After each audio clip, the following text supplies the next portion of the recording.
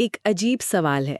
हम सब जानते हैं कि सिरका यानी विनेगर ब्लू लिटमस पेपर को लाल कर देता है। स्कूल से पढ़ते आ रहे हैं। हाँ बिल्कुल। लेकिन वही काम एक नॉर्मल अल्कोहल जैसे कि हाथ साफ करने वाला सैनिटाइजर क्यों नहीं कर पाता? दोनों में तो OH ग्रुप होता है। ऐसा लगता है कि एक ही टीम के दो प्लेयर्स हैं, पर एक गोल कर रहा है और दूसरा बस साइड में खड़ा है। ये छोटा सा ऑब्जर्वेशन एक बड़े केमिकल मिस्ट्री की तरफ इशारा करता है। बिल्कुल सही। ये एक ऐसा सवाल है जो सदियों तक केमिस्ट को परेशान करता रहा। उन्हें पता था कि कुछ चीजें खट्टी हैं, एसिडिक हैं, पर क्यों हैं, इसका जवाब उनके पास नहीं था। अच्छा। और आज हम इसी क्यों का जवाब ढूंढने निकले हैं। हमारे सामने जो नोट्स हैं वो हैं unit 8 aldehydes, ketones and carboxylic acid से, और हमारा फोकस है nomenclature and structure of carboxylic acids पर। Okay, let's unpack this mystery. तो इसके स्ट्रक्चर और नाम को समझना इसलिए जरूरी है ताकि हम ये अजीब बिहेवियर प्रिडिक्ट कर सकें। मतलब ये जान सकें कि कार्बोक्सिलिक एसिड्स एसिडिक क्यों होते हैं और बेचारे अल्कोहल्स क्यों नहीं। एग्जैक्टली। इसी से उनके सारे रिएक्शंस की कहानी शुरू होती है। करेक्ट। तो सबसे पहले इस सस्पेक्ट की पहचान करते हैं। एक कार्बोक्सिलिक एसिड आखिर दिखता कैसा है? सबसे सिंपल लेवल पर समझें तो ये एक हाइब्रिड मॉलिक्यूल है। हाइब्रिड? हाँ, इसमें एक कार्बोनिल ग्रुप यानी C डबल बॉन्ड O और एक हाइड्रोक्सिल ग्रुप यानी OH होता है, और दोनों एक ही कार्बन एटम से जुड़े होते हैं। ओके। इस पूरे ग्रुप को हम एक साथ कहते हैं कार्बोक्सिल ग्रुप यानी COOH। Okay, so imagine it like this. एक फंक्शनल ग्रुप जिसमें एक एल्डिहाइड या कीटोन वाले C double bond O group की पावर और एक अल्कोहल वाले OH ग्रुप की पावर कंबाइन हो गई है। यस। एक डबल थ्रेट जैसा मॉलिक्यूल। ये तो अकेले ही काफी पावरफुल लग रहा है। एग्जैक्टली, डबल थ्रेट एक बहुत अच्छा तरीका इसे सोचने का, और ये कॉम्बिनेशन ही इसकी सारी खासियत की जड़ है। अच्छा। मॉलिक्यूलर लेवल पर जब एक कार्बोक्सिलिक एसिड अपना OH वाला प्रोटॉन H+ लूज करता है, तो जो पीछे बचता है अ कार्बोक्सिलेट आयन RCOO-, वो अकेले नहीं रहता। वो रेजोनेंस से स्टेबलाइज हो जाता है। एक मिनट, रेजोनेंस, ये टर्म थोड़ा सा हेवी है। इसका आसान मतलब क्या है? आसान भाषा में रेजोनेंस का मतलब है शेयरिंग द बर्डन। जो नेगेटिव चार्ज H+ के जाने के बाद ऑक्सीजन पर आता है, वो एक ही ऑक्सीजन पर बोझ बनकर नहीं रहता। ओके। वो बगल वाले COO ग्रुप के ऑक्सीजन के साथ शेयर हो जाता है। तो नेगेटिव चार्ज कभी एक ऑक्सीजन पर, कभी दूसरे पर ऐसे घूमता रहता है। अच्छा, स्प्लिट हो जाता है। हाँ बिल्कुल। यही शेयरिंग या रेजोनेंस स्टेबलाइजेशन उसे अल्कोहल से हजारों गुना ज्यादा एसिडिक बना देती हैं, जिनके कॉन्जुगेट बेस में ऐसी कोई शेयरिंग की फैसिलिटी नहीं होती। तो अगर इसे एक लाइन में डिफाइन करना हो तो ऐसी आवाज आएगी: carboxylic acids are organic compounds containing a carboxyl group COOH bonded to a carbon chain characterized by the presence of both a carbonyl CO and a hydroxyl OH that make them weakly acidic due to resonance stabilization of the conjugate base. Perfect. ये definition इस puzzle के सारे pieces को एक साथ जोड़ देती है। और यहाँ एक कॉमन कंफ्यूजन होता है जिसे दूर करना जरूरी है। कई बार स्टूडेंट सोचते हैं कि कार्बोक्सिलिक एसिड्स, फिनॉल्स और अल्कोहल्स सब में OH ग्रुप है तो सब एक जैसे एसिडिक होंगे। हाँ, ये लगता है। ये गलत है। याद रखें, कार्बोक्सिलिक एसिड्स इसलिए एसिडिक हैं क्योंकि उनका कार्बोक्सिलेट आयन यानी RCOO- रेजोनेंस से स्टेबल है। फिनॉल्स की एसिडिटी का रीजन अलग है और अल्कोहल्स तो एसेंशियली न्यूट्रल के बराबर हैं। तीनों अलग अलग केसेस हैं। ओके, ये रेजोनेंस वाली बात अभी भी थोड़ी एब्स्ट्रैक्ट लग रही है। इसे समझने के लिए कोई रियल लाइफ एनालॉजी है ताकि ये दिमाग में बैठ जाए? हाँ, इसके लिए एक बहुत अच्छी एनालॉजी है। इसे एक स्प्लिटिंग कपल की तरह सोचिए। Splitting couple? हाँ, इमेजिन कीजिए एक कपल है जो घर की सारी जिम्मेदारियां जैसे बिल्स, काम सब आपस में बराबर बांट लेता है। ठीक है। इस शेयरिंग की वजह से उन पर स्ट्रेस कम होता है और उनकी लाइफ स्टेबल रहती है। कार्बोक्सिलेट आयन में भी ऐसा ही होता है। नेगेटिव चार्ज का बोझ दोनों ऑक्सीजन एटम्स आपस में बराबर स्प्लिट या शेयर कर लेते हैं। अच्छा, इस शेयरिंग से आयन बेहद स्टेबल हो जाता है। बिल्कुल। और इसके कंपैरिजन में अल्कोहल वाला केस कैसा होगा? अल्कोहल से जब H+ निकलता है तो बनता है अल्कोक्साइड आयन। यहाँ कोई शेयरिंग नहीं है। ये उस कपल जैसा है जहाँ एक ही इंसान सारे बिल्स पे कर रहा है और सारा काम कर रहा है। अनस्टेबल हो जाएगा। बहुत अनस्टेबल और रिएक्टिव होगा। उस पर बोझ बहुत ज्यादा है। एक और तरीका है सोचने का, एक सीसॉ जिसके दोनों तरफ वेट बराबर हो। ओके। कार्बोक्सिलेट आयन में नेगेटिव चार्ज 2 ऑक्सीजन के बीच बैलेंस रहता है, जबकि एल्कोक्साइड आयन में नेगेटिव चार्ज एक ही ऑक्सीजन पर है, जैसे सीसॉ के एक ही तरफ सारा वेट हो। Highly unstable. वाओ, ये एनालॉजीज तो बिल्कुल क्रिस्टल क्लियर कर देती है।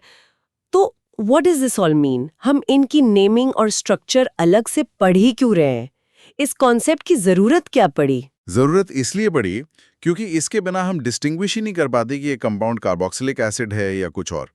हम ये प्रेडिक्ट नहीं कर पाते कि ये एसिडिक क्यों है। राइट। हिस्टोरिकल कॉन्टेक्स्ट में सोचिए, केमिस्ट्स को सदियों तक पता था कि सिरका, नींबू, इमली ये सब चीजें एसिडिक हैं, पर क्यों का जवाब 20th सेंचुरी में रेजोनेंस थियरी से ही मिला। अच्छा। उसके बाद IUPAC नॉमेनक्लेचर ने इनको सिस्टमैटिकली नाम देना आसान बना दिया ताकि दुनिया भर के साइंटिस्ट एक ही भाषा में बात कर सकें। Let's picture this. एक मेंटल मूवी बनाते हैं। एक एसिटिक एसिड का मॉलिक्यूल CH3COOH सोचते हैं। ठीक है। राइट साइड में है COOH ग्रुप। इस ग्रुप में एक कार्बन से एक ऑक्सीजन डबल बॉन्ड से जुड़ा है, यानी C डबल बॉन्ड O, और एक OH ग्रुप सिंगल बॉन्ड से। अब इमेजिन करो कि OH वाला H+ एक प्रोटॉन की तरह निकल जाता है, बिल्कुल अपना इलेक्ट्रॉन छोड़कर। अब पीछे बचता है एसिटेट आयन CH3COO माइनस, और इस आयन में वो नेगेटिव चार्ज और डबल बॉन्ड जैसे ही डांस कर रहे हैं। एक पल में नेगेटिव चार्ज नीचे वाले ऑक्सीजन पर है और डबल बॉन्ड ऊपर वाले पर, और अगले ही पल डबल बॉन्ड नीचे आ गया और नेगेटिव चार्ज ऊपर चला गया। असल में चार्ज दोनों ऑक्सीजन एटम्स के बीच कंटिन्यूअसली स्प्रेड आउट है, जैसे बादल फैला होता है। वाओ। इसी को रेजोनेंस कहते हैं। अच्छा, तो हमने इसकी पहचान कर ली, इसका काम करने का तरीका समझ लिया। अब इसका नामकरण कैसे होता है? How do we name these compounds? ये काफी सिस्टमैटिक है। IUPAC नेमिंग के लिए सबसे पहला रूल है कि आप लॉन्गेस्ट कार्बन चेन ढूंढिए जिसमें COOH ग्रुप शामिल हो। दूसरा और सबसे इंपॉर्टेंट रूल, क्या? COOH ग्रुप का कार्बन हमेशा ऑलवेज कार्बन नंबर 1 होता है। Always number 1? Got it. फिर? जो उस चेन से कॉरेस्पॉन्ड करता है। जैसे 2 कार्बन के लिए इथेन, उसके आखिरी E को हटाकर ओइक एसिड जोड़ देते हैं। सिंपल। तो 2 कार्बन वाला CH3COOH बन जाता है इथेनोइक एसिड। 1 कार्बन वाला HCOH बन जाएगा मेथेनोइक एसिड। इंटरेस्टिंग। तो अब हम अपने शुरू के सवाल पर वापस आते हैं। सिरका यानी विनेगर, जिसमें इथेनोइक एसिड होता है, लिटमस को लाल करता है। अब हम इस मिस्ट्री को सॉल्व कर सकते हैं। हाँ, अब हम कॉन्फिडेंटली कह सकते हैं विनेगर इसलिए एसिडिक है क्योंकि उसके अंदर का इथेनोइक एसिड पानी में H+ आयंस रिलीज करता है। राइट। और वो H+ आयंस इसलिए रिलीज कर पाता है क्योंकि उसके बाद जो एसिटेट आयन बचता है वो रेजोनेंस की वजह से बहुत स्टेबल है। ये उस स्प्लिटिंग कपल की तरह अपनी रिस्पॉन्सिबिलिटी शेयर कर रहा है। और अल्कोहल? अल्कोहल H+ रिलीज नहीं करता क्योंकि उसके बाद जो एल्कोक्साइन आयन बनता है वो अकेले सारा बोझ उठा रहा है और बहुत अनस्टेबल है। Case closed. इस प्रॉपर्टी का रियल लाइफ में, टेक्नोलॉजी में कोई एप्लीकेशन है? बहुत सारे हैं। एक क्लासिक एग्जाम्पल है बेंजोइक एसिड C6H5COOH।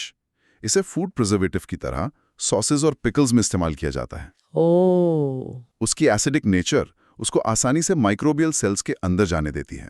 अंदर जाकर वो H+ रिलीज करता है और सेल का pH डिस्टर्ब कर देता है, जिससे बैक्टीरिया और फंगाई की ग्रोथ रुक जाती है। Make sense. यहाँ पर कार्बोक्सिलिक एसिड का स्ट्रक्चर उसके फंक्शन को डायरेक्टली डिफाइन कर रहा है। एग्जैक्टली। एक और अजीब बात है, लोग सोचते हैं कि इथेनोइक एसिड और एथेनॉल यानी अल्कोहल की एसिडिटी सिमिलर होनी चाहिए क्योंकि दोनों में OH ग्रुप है। हाँ, ये कॉमन मिसकंसेप्शन है। एक्चुअली कार्बोक्सिलिक एसिड्स अल्कोहल से लगभग 10,000 गुना ज्यादा एसिडिक होते हैं। 10,000 गुना? हाँ, रीजन वही है जो हम डिस्कस कर रहे हैं, COO ग्रुप की प्रेजेंस। ये COO ग्रुप ही रेजोनेंस का दरवाजा खोलता है, जो H+ लूज करने के बाद बचे हुए आयन को स्टेबलाइज करता है। और अल्कोहल्स में COO ग्रुप नहीं होता? बिल्कुल, इसीलिए उनका conjugate base alkoxide ion unstable होता है। ये छोटा सा स्ट्रक्चरल डिफरेंस उनकी केमिकल प्रॉपर्टी में जमीन आसमान का फर्क ला देता है।